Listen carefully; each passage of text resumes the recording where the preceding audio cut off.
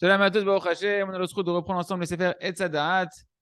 Et on continue ce chapitre sur la zone grise, d'apprendre à distinguer entre l'obscurité et la lumière et de pouvoir séparer l'obscurité de la lumière et savoir qu'on est dans la lumière et pas dans l'obscurité.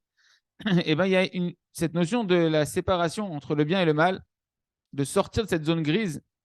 On peut l'apprendre, ce qui est marqué dans le Midrash Ane'elam, qui est ramené également dans le Sefer du Zohar, dans le Parashat Bereshit, sur le Mahamar du Rakia. Le Rakia, c'est le firmament qu'Hachem a mis dans le ciel, qu'il a créé pour séparer les eaux d'en haut et les eaux d'en bas.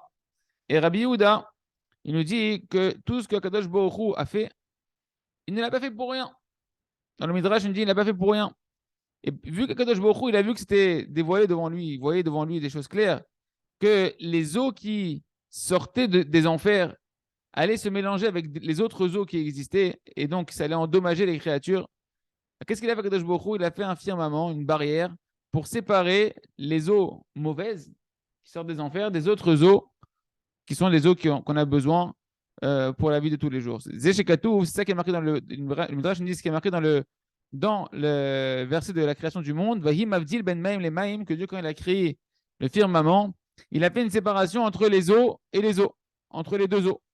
Kadosh Baruch Hu, il a séparé les mauvaises eaux des bonnes eaux. Qu'est-ce que ça veut dire quand on parle des eaux? En réalité, pour qui le libre arbitre, Akadosh Baruch Hu, il a créé dans ce monde-là différentes eaux. Les eaux, en fait, c'est différentes sources d'abondance qui vont influencer.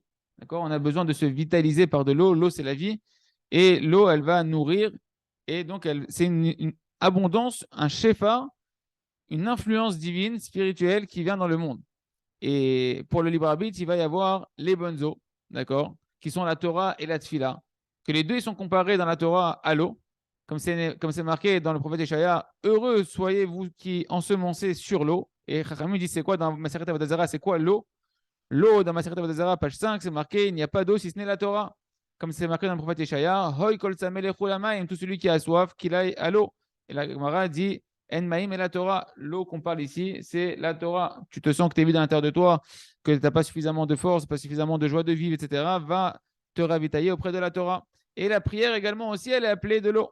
Comme c'est marqué dans, Echa, dans la Megillah de Echa, chapitre 2, Shifri Chamaim Liber, Nochar Pnei Hashem, déverse ton cœur comme de l'eau devant la face d'Hachem. Donc ici, l'eau qu'on va déverser comme le cœur, c'est la prière qui va jaillir de notre cœur, et donc ça fait référence à la prière. Donc on voit deux eaux bénéfiques qui sont en fait la Torah et la prière.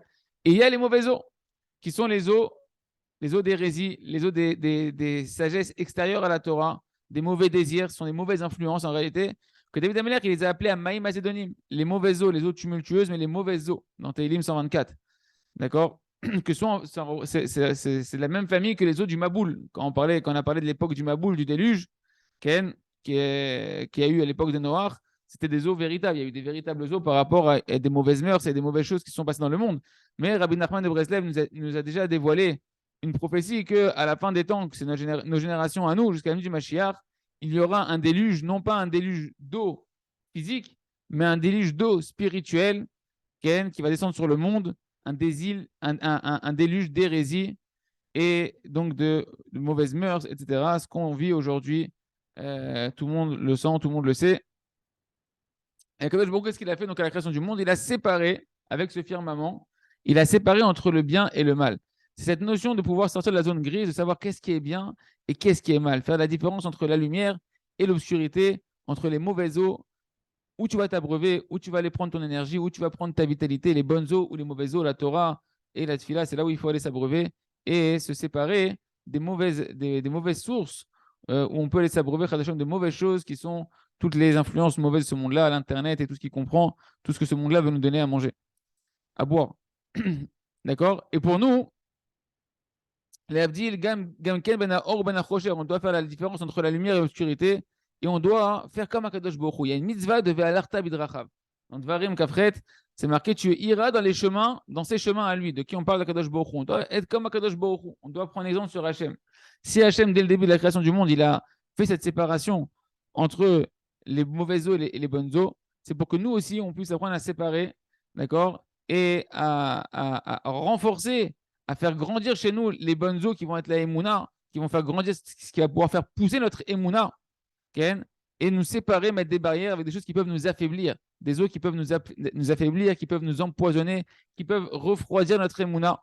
Et donc un homme, il se doit obligatoirement avec lui-même de faire cette clarification. C'est ça tout le travail de la vie, c'est de clarifier et d'apprendre à identifier, Ken, qu'est-ce qui est véritablement bien pour moi d'après ce qu'Hachem il a créé, qu'est-ce qui est mal, qu'est-ce qui est de la lumière, qu'est-ce qui est de l'obscurité, de ne pas rester dans une zone floue, grise, et même au niveau de la halakha. Pourquoi c'est très important, et Rabbi Nachman a extrêmement insisté sur l'importance d'étudier tous les jours la halakha, parce qu'il n'y a que la halakha qui va me permettre de clarifier qu'est-ce qui est permis, qu'est-ce qui est interdit, qu'est-ce qui est de la lumière, d'après ce qu'Hachem il me dit qui est bien pour moi, qu'est-ce qui est de l'obscurité, et ainsi dans chaque domaine de la vie. Même l'endroit où tu vas aller habiter, la communauté que tu vas fréquenter. Chaque chose, un homme, il va devoir, et ça on le fait dans la Hidbo des doutes, grâce à la lumière de la Torah et des conseils des tzadikim, eh ben, de clarifier les Avdil ben Atame ou ben Ataor, comme c'est marqué dans Vaïkra, c'est faire Vaïkra, verset 11, de faire la séparation entre ce qui est impur et ce qui est pur, et ne pas rester dans cette zone grise, cette zone trouble où le Yetzirara peut jouer avec nous. Et Ratson, je n'espère des Kolze, Batachem et qu'on puisse s'abreuver que des eaux de la Torah, de la Tfila, pour faire grandir notre Emouna. Hazak, Benit, Razek.